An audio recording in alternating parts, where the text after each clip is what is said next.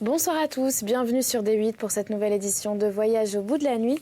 Aujourd'hui, je vais poursuivre la lecture du roman Un bon petit diable de la comtesse de Ségur et je vais reprendre au chapitre 3 qui s'intitule Une affaire criminelle. Et n'hésitez pas à réagir sur les réseaux sociaux avec le hashtag VBN. Merci beaucoup.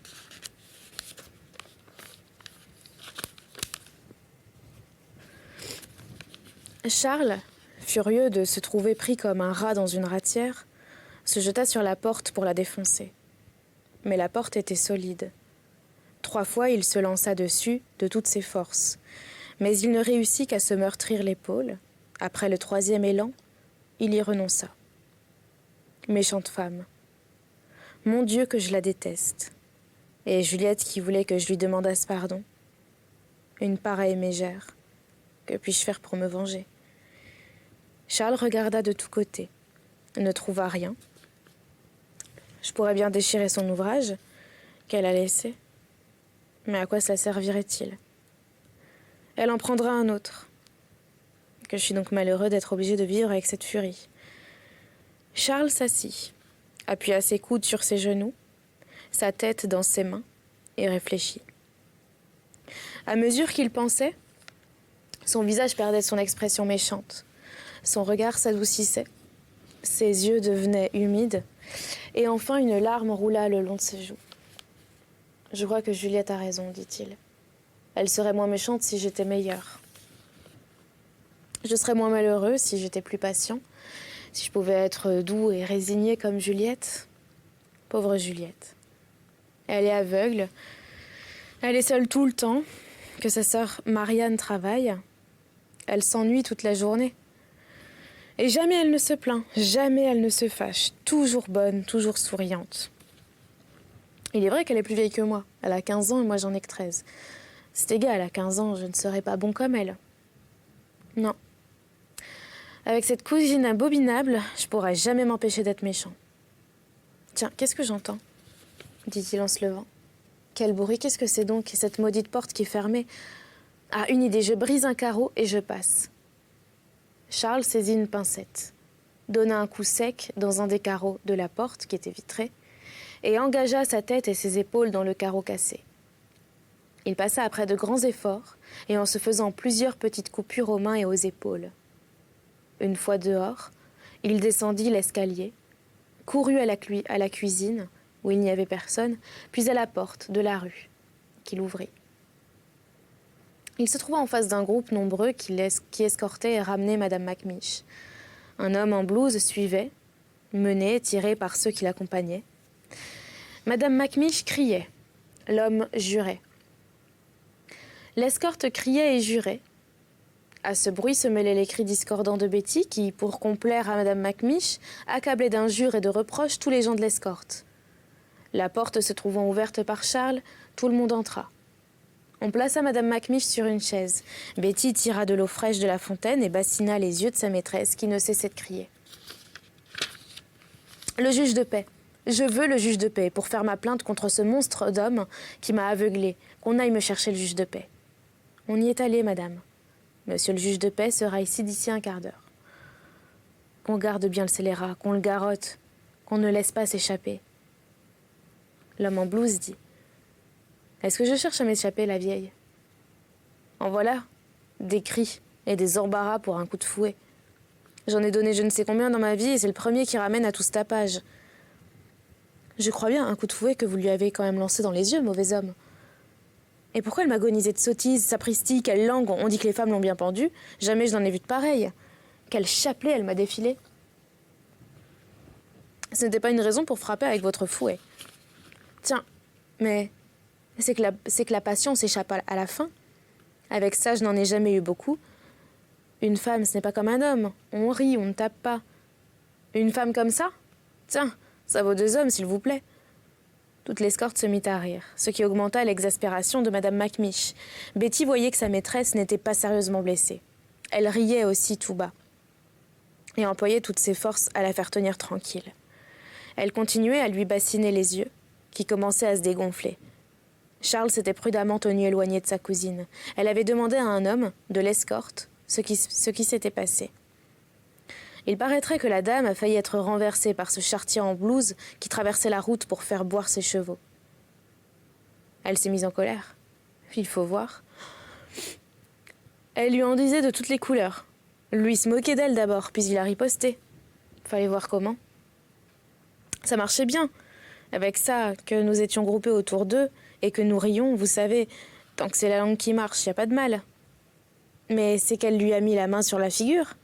Alors le charretier est devenu de toutes les couleurs, et il lui a lancé un coup de fouet qu'il a malheureusement attrapé juste dans les yeux. Elle est tombée sur le coup. Elle a crié, elle s'est roulée. Elle a demandé monsieur le juge de paix. Et puis comme le monde s'arrêtait et commençait à s'attrouper, mademoiselle Betty est accourue.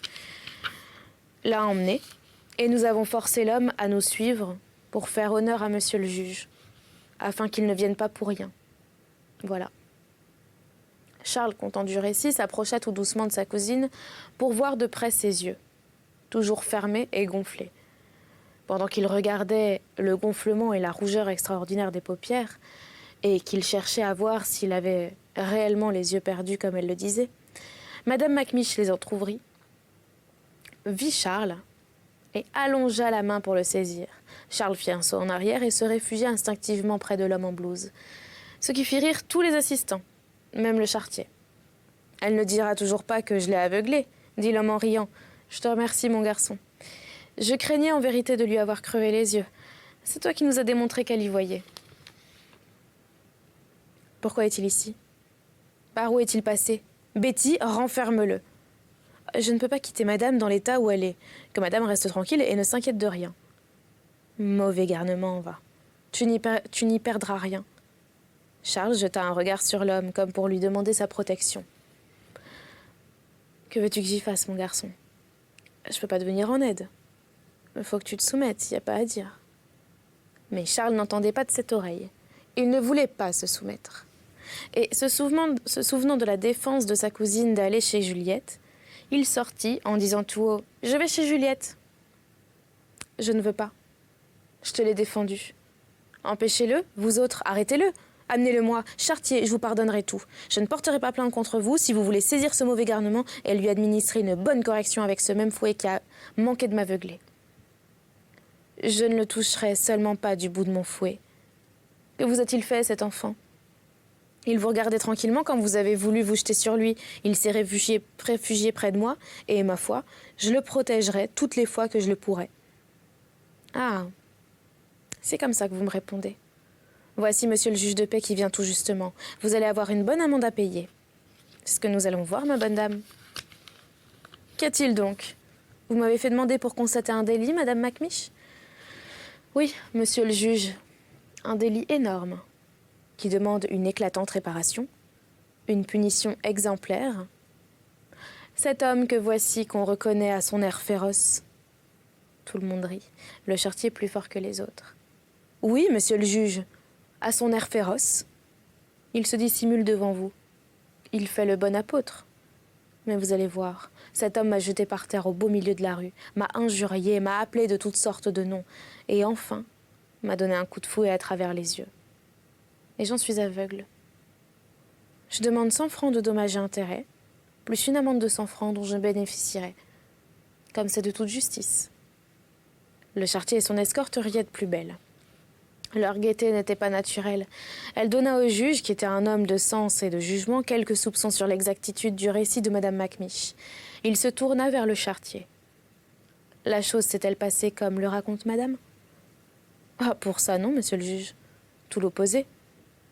Madame est venue se jeter contre moi sur la route, au moment où je me tournais pour voir à mes chevaux. Elle est tombée les 4 fers en l'air. Faut croire qu'elle n'était pas solide sur ses jambes, mais ça, j'en suis pas fautif.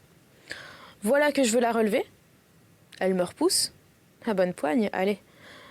Et elle me dit des sottises. Elle m'en défile un chapelet qui m'ennuie. Ma foi, j'ai pris la parole à mon tour. Et je ne dis pas que je n'en ai dit de salé, on n'est pas charretier pour rien.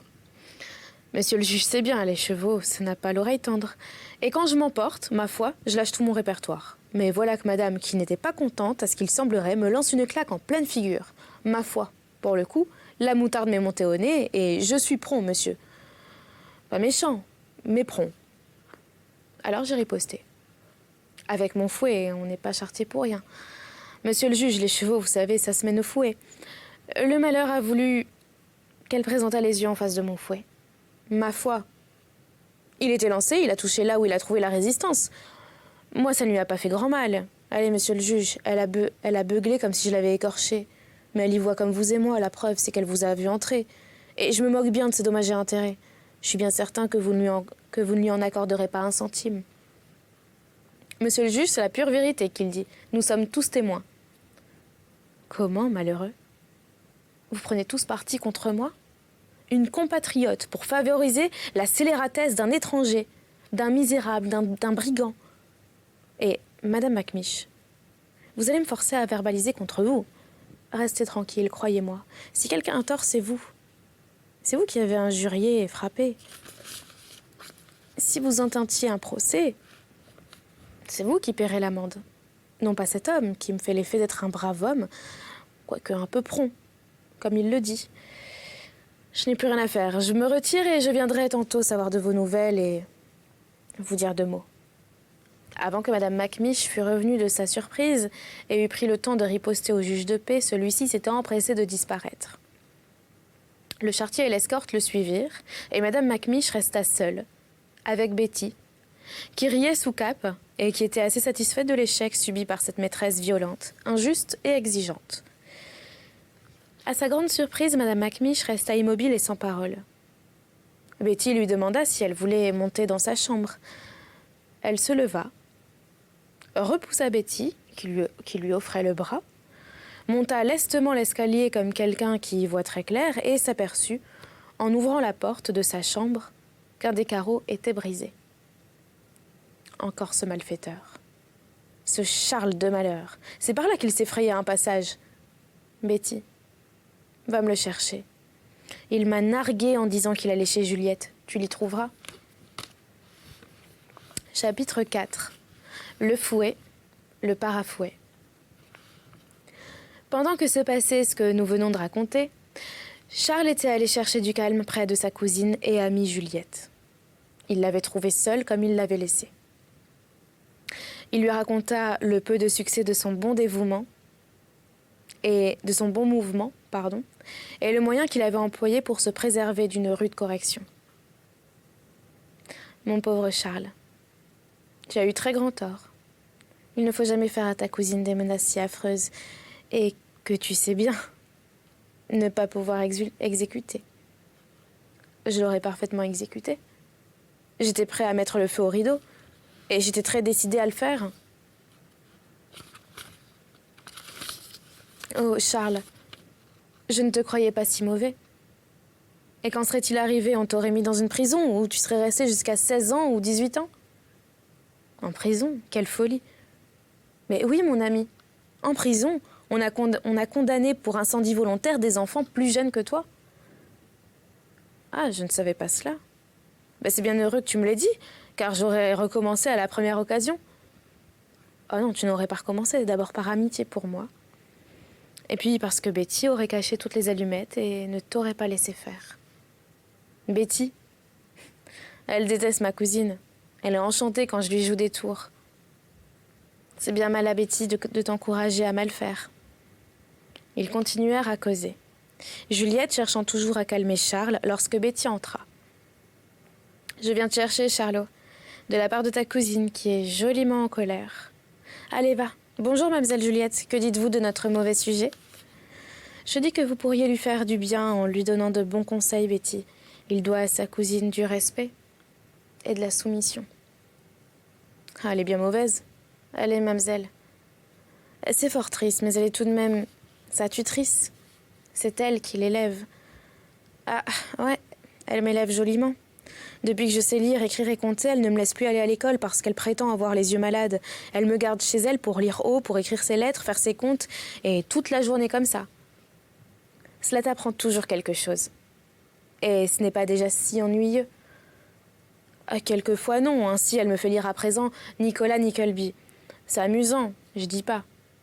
Mais quelquefois c'est le journal qui est assommant, ou l'histoire de France, d'Angleterre. Je m'endors en lisant et sais-tu comment elle m'éveille?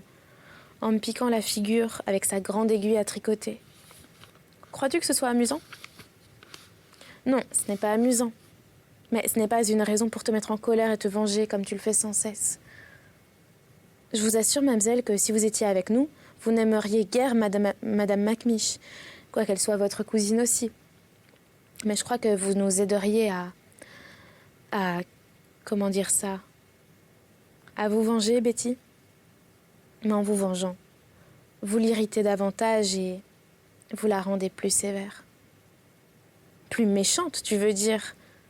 Non, pas méchante, mais toujours en méfiance de toi et en colère par conséquent. Essayez tous les deux de supporter ces maussaderies sans répondre. En vous soumettant, vous verrez qu'elle sera meilleure. Tu ne réponds pas, Charles? Je t'en prie. Ma bonne Juliette, je ne peux rien te refuser. J'essaierai, je te le promets, mais si au bout d'une semaine elle reste la même, je recommencerai. C'est bon. Commence par obéir à ta cousine et par t'en aller. Arrive bien gentiment en lui disant quelque chose d'aimable. Charles se leva, embrassa Juliette, soupira et s'en alla, accompagné de Betty. Il ne dit rien tout le long du chemin.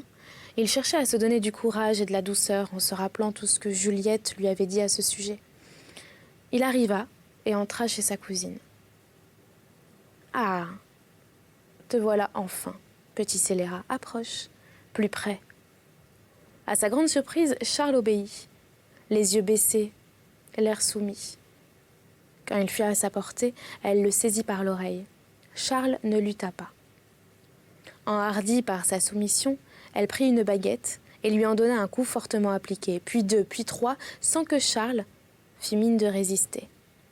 Elle profita de cette docilité si nouvelle pour abuser de sa force et de son autorité. Elle le jeta par terre et lui donna le fouet en règle, au point d'endommager sa culotte, déjà en mauvais état. Charles supporta cette rude correction sans proférer une plainte. « Va-t'en, mauvais sujet !» s'écria-t-elle quand elle se sentit le bras fatigué de frapper. « Va-t'en, et que je ne te vois pas. » Charles se releva et sortit sans mot dire. Le cœur gonflé d'une colère qu'il comprimait difficilement, il courut dans sa chambre pour donner libre cours aux sanglots qui l'étouffaient. Il se roula sur son lit, mordant ses draps, pour arrêter les cris d'humiliation et de rage qui s'échappaient de sa poitrine. Quand le premier accès de douleur fut passé, il se souvint de la douce Juliette, de ses bonnes paroles, de ses excellents conseils. Après quelques instants de réflexion, ses sentiments s'adoucirent. À la colère furieuse succéda une grande satisfaction de conscience. Il se sentit heureux et fier d'avoir pu se contenir, de n'avoir pas fait usage de ses moyens habituels de défense contre sa cousine, d'avoir tenu la promesse que lui avait enfin arrachée Juliette, et qu'il résolut de tenir jusqu'au bout. Entièrement calmé par cette courageuse résolution, il descendit chez Betty, à la cuisine. « Eh bien, que t'a fait ta cousine, mon pauvre Charlot? Je n'ai rien entendu, elle ne s'est donc pas fâchée? » Elle l'était déjà quand je suis arrivée. Je t'assure qu'elle me l'a bien prouvé par les coups qu'elle m'a donnés. Et toi? Ben, je me suis laissée faire. Le premier t'aura surpris et tu ne t'es pas méfié du second. Mais après, je l'ai laissée faire. Elle m'a jeté par terre, m'a roulé, m'a battu avec une baguette qui n'était pas de paille ni de plume, je t'en réponds. Et toi? Mais j'ai attendu qu'elle finisse, Betty. Quand elle a été lasse de frapper, je me suis relevée. Je suis allée dans ma chambre. Je m'en suis donnée, par exemple, à sangloter, à crier. Mais de rage plus que de douleur, je dois l'avouer, puis j'ai pensé à Juliette. Le souvenir de sa douceur a fait passer ma colère. Et je suis venue te demander si tu ne pourrais pas me donner quelques vieux morceaux de quelque chose pour doubler le fond de ma culotte. Elle a tapé si fort que si la fantaisie lui venait de recommencer, elle m'enlèverait la peau. Betty le regarde indignée. Pauvre garçon, mauvaise femme, faut-il être méchante, un malheureux orphelin qui n'a personne pour se défendre, pour le recueillir. Betty se laissa tomber sur une chaise et pleura amèrement. Cette preuve de tendresse émut si bien Charles qu'il se mit à pleurer de son côté, assis près de Betty. Au bout d'un instant, il se releva. « Aïe, dit-il, je ne peux pas rester assis, je souffre trop. » Betty se leva aussi, essuya ses yeux, étala sur un linge une couche de chandelle fondue, et le présentant à Charles, « Tiens, mon Charlot, mets ça sur ton mal et demain tu n'y penseras plus. Attache la serviette avec une épingle pour qu'elle tienne, et demain, nous tâcherons de trouver quelque chose pour amortir les coups de cette méchante cousine. Est-ce qu'elle y prendra goût voyant que tu te laisses faire? Je crains, moi, que mademoiselle Juliette ne t'ait donné un triste conseil.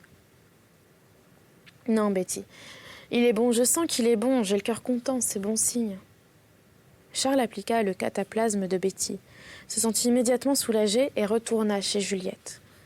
Sa consolatrice, son conseil et son soutien. En passant par la cuisine, il vit Betty occupée à coudre ensemble 2 visières en cuir verni provenant des vieilles casquettes de son cousin Macmish. Il lui demanda ce qu'elle faisait. « Je te prépare une cuirasse pour demain, mon pauvre Charlot. Quand tu seras couché, je te bâtirai cela dans ton pantalon. » Charles rit de bon cœur de ce parafouet, fut enchanté de l'invention de Betty et allait sortir lorsqu'il s'entendit appeler par la voix aigre de sa cousine. Betty se signa. Charles soupira et monta de suite. « Venez lire, mauvais sujet. Allons vite.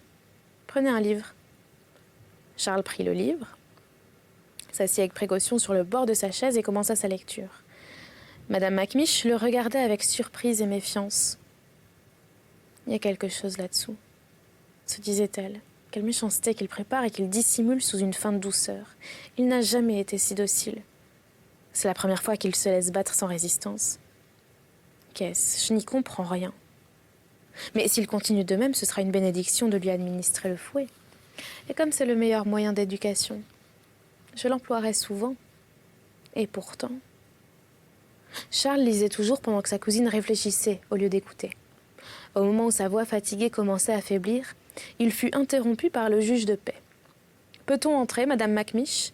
Êtes-vous visible? » « Toujours pour vous, monsieur le juge. Très flatté de votre visite. Charles, donne un fauteuil à monsieur le juge. » Charles se leva, ne put retenir un geste de douleur et un « aïe » étouffé. « Qu'as-tu donc, mon ami? Tu marches péniblement comme si tu souffrais de quelque part, » lui dit le juge. Madame Macmish devint pourpre, s'agita sur son fauteuil et dit à Charles de se dépêcher et de s'en aller. Mais Charles, qui n'était pas encore passé à l'état de douceur et de charité parfaite que lui prêchait Juliette, ne fut pas fâché d'avoir l'occasion de révéler au juge les mauvais traitements de sa cousine. « Je crois bien, monsieur le juge, que je souffre. Ma cousine m'a tant battue avec la baguette que voilà près d'elle, que j'en suis tout meurtri. » « Madame Macmish, dit le juge avec sévérité, ne l'écoutez pas, monsieur le juge, ne le croyez pas, il ment du matin au soir. Vous savez bien, ma cousine, que je ne mens pas, que vous m'avez battue, comme je le dis, et c'est si vrai que Betty m'a mis un cataplasme de chandelle. Voulez-vous que je vous le fasse dire par elle? Cette pauvre Betty en pleurait. Madame Macmish, reprit le juge, vous savez que les mauvais traitements sont interdits par la loi. Et que vous vous exposez à... Soyez donc tranquille, monsieur le juge. Je l'ai fouetté, c'est vrai, parce qu'il voulait mettre le feu à la maison ce matin. Vous ne savez pas ce que c'est que ce garçon, méchant, colère, menteur, paresseux, entêté. Enfin, tous les vices, il les a. Ce n'est pas une raison pour le battre au point de gêner ses mouvements. Prenez garde, madame Macmish, on m'a déjà dit quelque chose là-dessus, et si les plaintes se renouvellent, je serai obligée d'y donner suite. Madame Macmish était vexée. Charles triomphait. Ses bons sentiments s'étaient déjà évanouis et il forma l'horrible résolution d'agacer sa cousine, pour la mettre hors d'elle, se faire battre, encore, et au moyen de Betty, apposter des témoins qui iraient porter plainte au juge. « Je n'en serai pas plus malade, pensa-t-il, grâce aux visières de mon cousin défunt, et elle sera appelée devant le tribunal qui la jugera et la condamnera. Si on pouvait la condamner à être fouettée à son tour, que je serais content, que je serais donc content. Et Juliette, comme dira-t-elle, que pensera-t-elle? Ah bah, j'ai promis à Juliette de ne pas être insolent avec ma cousine, de ne pas lui résister. Mais je n'ai pas promis de ne pas chercher à la corriger, puisque ma cousine trouve que me maltraiter, c'est me corriger et me rendre meilleure. Elle doit penser de même pour elle, qui est 100 fois plus méchante que je ne le suis. Et c'est la fin de ce chapitre numéro 4. J'espère que vous avez apprécié cette lecture. N'hésitez pas à réagir sur les réseaux sociaux avec le hashtag VBN. Et je vous souhaite une très bonne nuit ou une très bonne journée. À bientôt.